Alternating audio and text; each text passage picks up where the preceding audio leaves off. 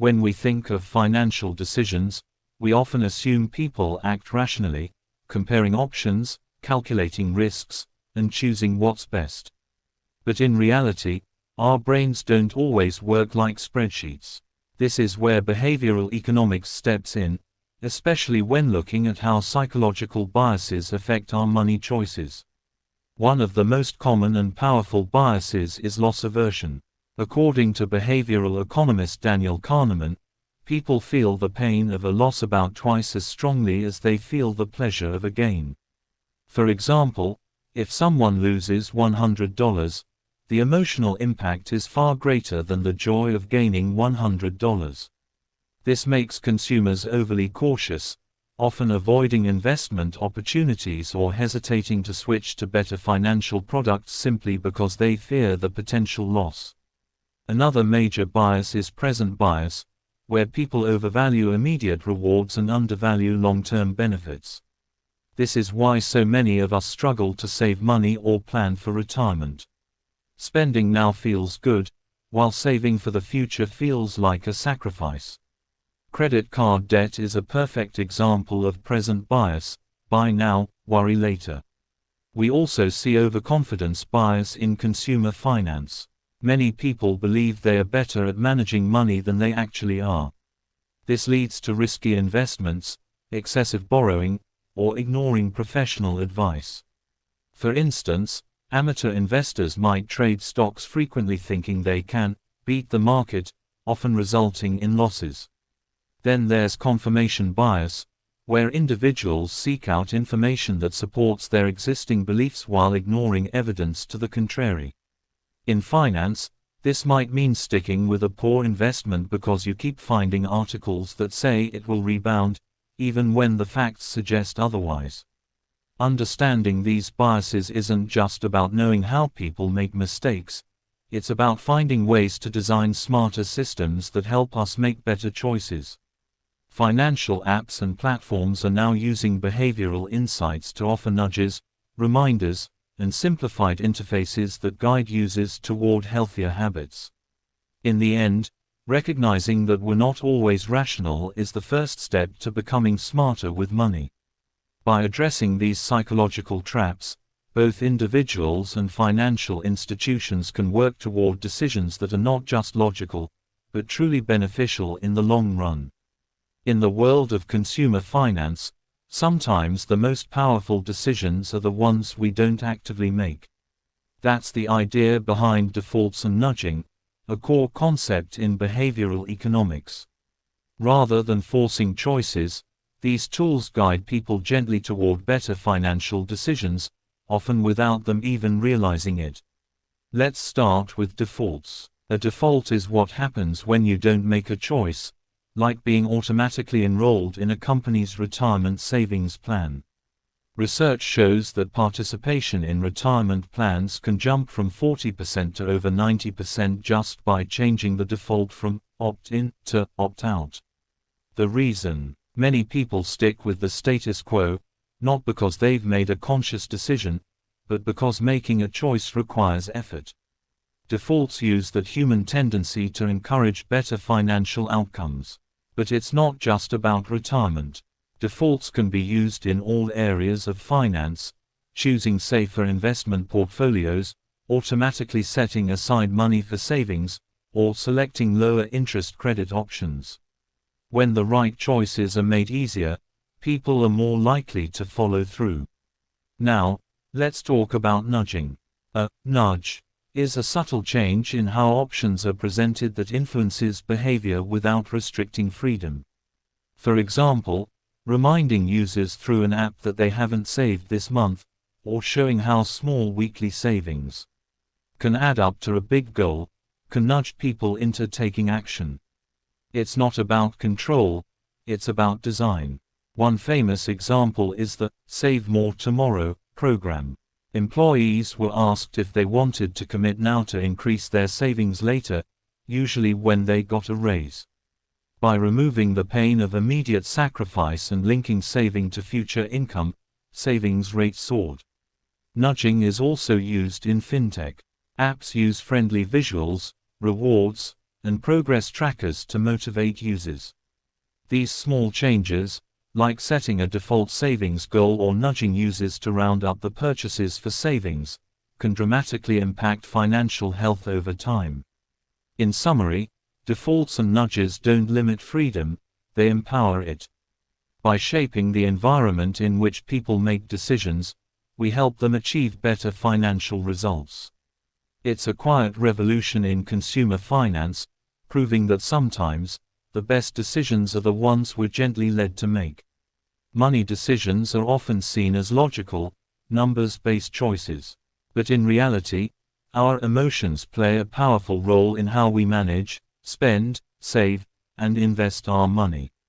Behavioral economics helps us understand that financial behavior is deeply emotional, and these emotions often override rational thinking. Let's begin with fear, one of the strongest emotional drivers.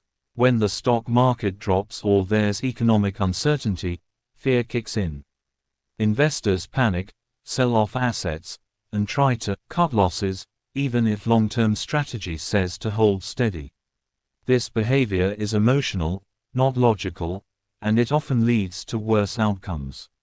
On the flip side, there's greed or excitement.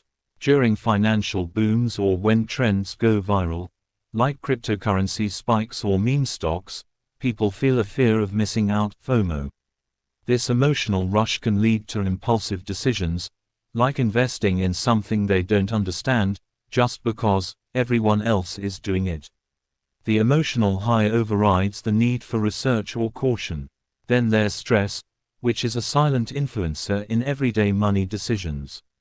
People under financial stress may ignore bills, make risky borrowing choices, or avoid planning altogether. It's not that they don't care, it's that the emotional weight of money problems can paralyze decision-making. Joy and pride also play key roles. People often spend to celebrate, reward themselves, or signal success, buying a new phone, car, or outfit, even if it's beyond their budget. These purchases aren't just about need, they're about feeling good, boosting self-esteem, or gaining social approval. Emotions can even influence long-term behaviors. A person who grew up in poverty may become overly frugal, driven by fear of instability.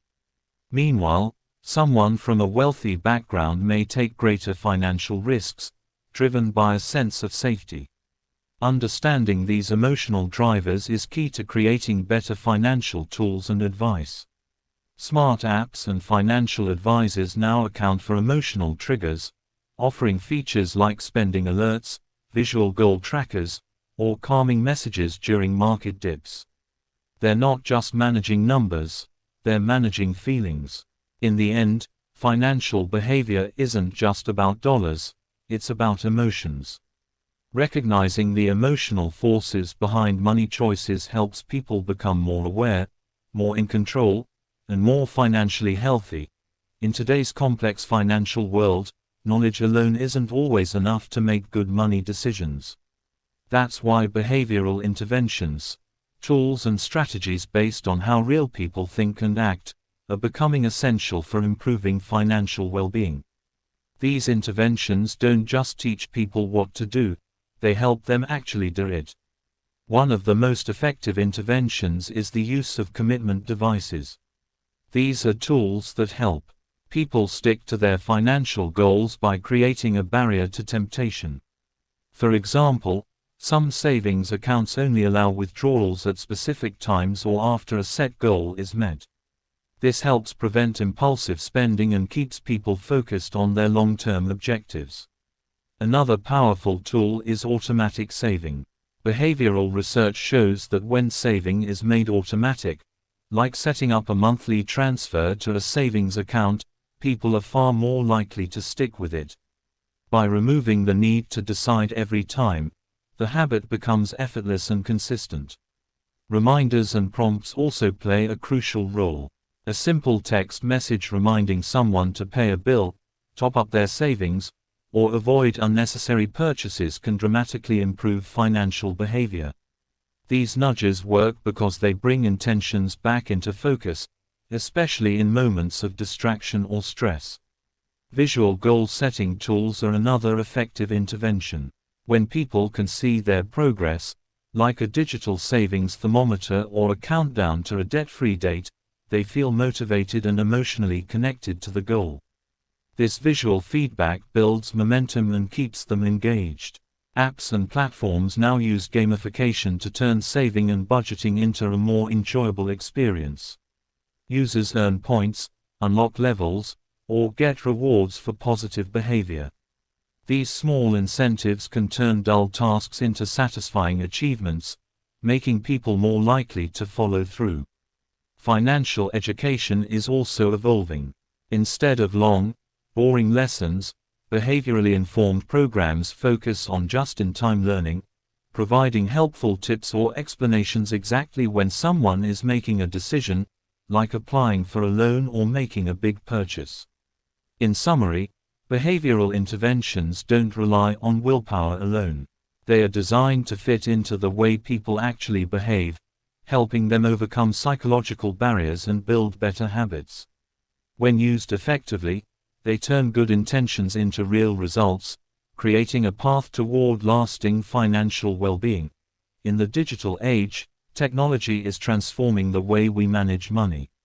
But what's truly groundbreaking is how digital finance platforms are now combining technology with behavioral insights to guide users toward smarter financial decisions. This powerful mix is reshaping consumer finance, making it more intuitive, personalized, and human-centered. Apps, online banks, and fintech platforms today do more than just show you your balance.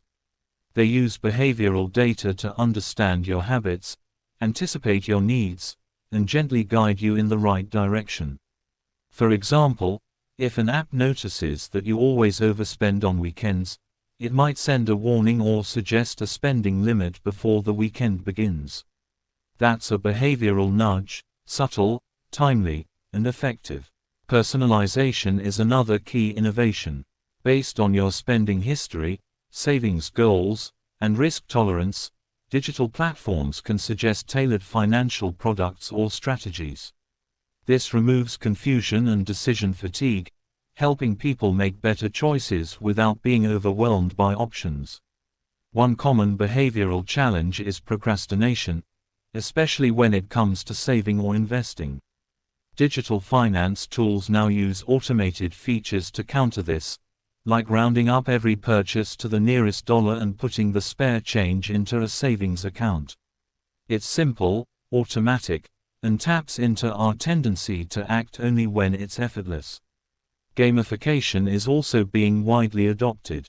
Fintech apps now reward users for saving consistently or hitting budgeting goals, turning routine financial tasks into enjoyable experiences.